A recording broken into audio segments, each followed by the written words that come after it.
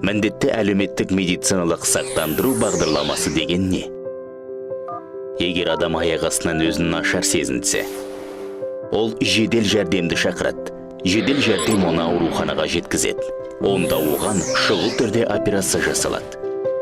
Әрбір азаматқа шұғыл медициналық көмек тегін көрсетілетініне мемлекет кепілдік береді. Алайда шұғыл медициналық көмектен кейін науқасқа қымбат тұратын анализдер, жоспарлы операциялар, дәріқағаз бойынша босатылатын дәрі-дәрмектер, оңалту бағдарламалары қажет болады.